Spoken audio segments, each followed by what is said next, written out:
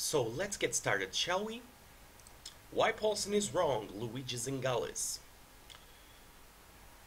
When a profitable company is hit by a very large liability, as was the case in 1985 when Texaco lost a 12 billion court case against Pennzoil, the solution is not to have the government buy its assets at inflated prices. The solution is Chapter 11. In Chapter 11, companies with a solid underlying business generally swap debt for equity. The old equity holders are wiped out, and the old debt claims are transformed into equity claims in the new entity, which continues operating with a new capital structure. Alternatively, the debt holders can agree to cut down the face value of debt in exchange for some warrants.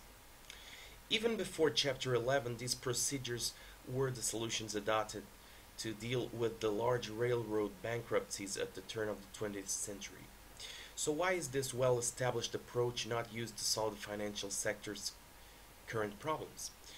The obvious answer is that we do not have time. Chapter 11 procedures are generally long and complex, and the crisis has reached the point where time is of the essence. If left to the negotiations of the parties involved, this process will take months, and we do not have this luxury. However, we are in extraordinary times, and the government has taken and is prepared to take unprecedented measures.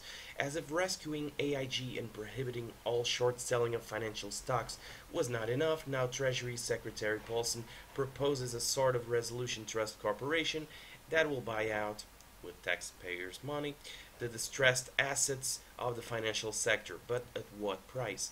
If banks and financial institutions find it difficult to recapitalize, i.e. issue new equity, it is because the private sector is uncertain about the value of the assets that they have in their portfolio and does not want to overpay.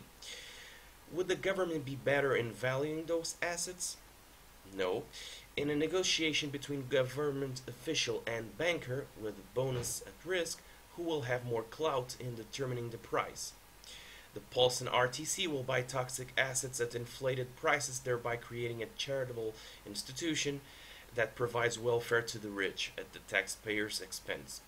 If this subsidy is large enough, it will succeed in stopping the crisis. But again, at what price?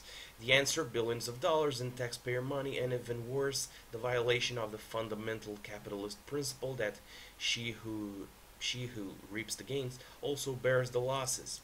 Remember that in the savings and loan crisis, the government had to bail out those institutions because the deposits were federally insured.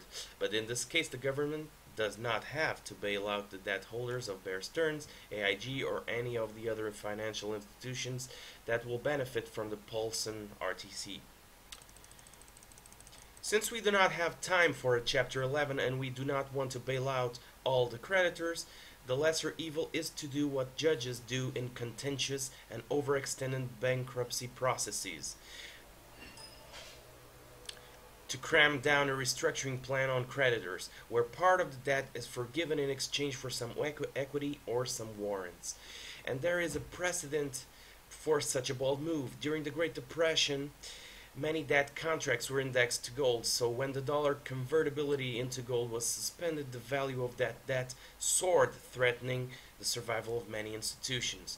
The Roosevelt administration declared the clause invalid, de facto forcing debt forgiveness. Furthermore, the Supreme Court maintained this decision. My colleague and current Fed Governor Randall Posner studied this episode and showed that not only stock prices but bond prices as well soared after the Supreme Court upheld the decision. How is that possible? As corporate finance experts have been saying for the last 30 years, there are real costs from having too much debt and too little equity in the capital structure, and a reduction in the face value of debt can benefit not only the equity holders but also the debt holders.